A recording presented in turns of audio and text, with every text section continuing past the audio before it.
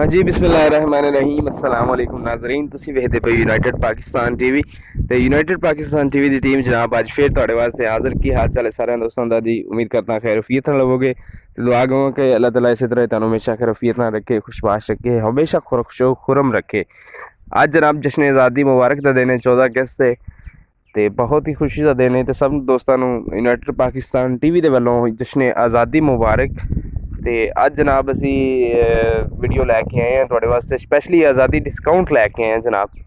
ठीक है, जिस तरह के कह रहे हैं कि आज़ादी डिस्काउंट, असी बहुत ही प्यारी जी एक शानदार जी गाल लैके आए जनाब। तो रिक्वेस्ट करांगा कि चैनल में जरूर सबसक्राइब कर लो, नाल ही बैल आइकन का बटन है प्रेस कर लो।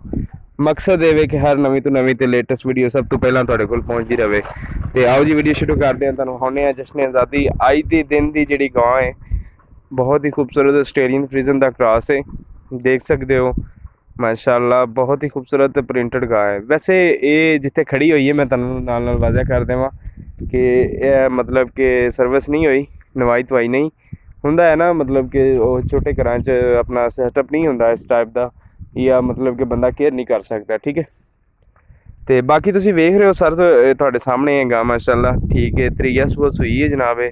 ठीक है, थल्ले ने बच्चा दिता है, 3 दिन की सूई हुई है। तो वीडियो मैं लंबी नहीं करांगा, मैं शार्टकट ही अज तुहानू दसांगा क्योंकि अज बहुत ही प्यारा तो मुबारक दिन है। तो उसकी मुनासबत के नाल जनाब अज असीं वीडियो भी लैके हाज़र होए हैं। तो सारा सैटअप जनाब वो नाल ही।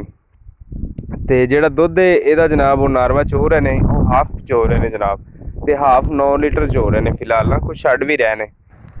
बाकी मालकां का कहना है कि जी हाफ चो रहे हैं। तो जी ये पिछली कैपेसिटी है मतलब कि 18 तो 20 लीटर दी है। ठीक है जी, तो इन्ना इंशाल्लाह करेगी। तुहानू पता है कि ताज़ियां सूइयां गावां जड़ियां ना इन्नी एवरेज नहीं देंदियां। तो बाकी गल करांगा मैं इहदी डिमांड दी भी, शार्टकट जनाब उसकी डिस्काउंट ऑफर है, 2,30,000 रुपए की डिमांड है। थल्ले दे बच्चा आस्ट्रेलियन फ्रीजन का क्रॉस है। ठीक है, तो बाकी तुसीं वेख सकते हो माशाल्लाह ये जोड़ा नारवा इन्होंने चोया वो भी मैं तुहानू दस दिता है।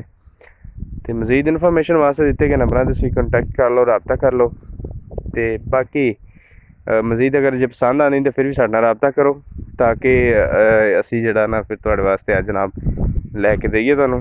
तो मजीद ये जो भी सूरत हाल है वो मजीद तुहानू मिल जाएगी इन्फॉर्मेशन जो भी है जी। तो अज की वीडियो किदां दी लगी ये जनाब कमेंट करके जरूर दसना। यूनाइटेड पाकिस्तान टीवी की टीम नू मिलते हैं नैक्सट वीडियो के नाल। दिओ इजाज़त, अल्लाह हाफिज़।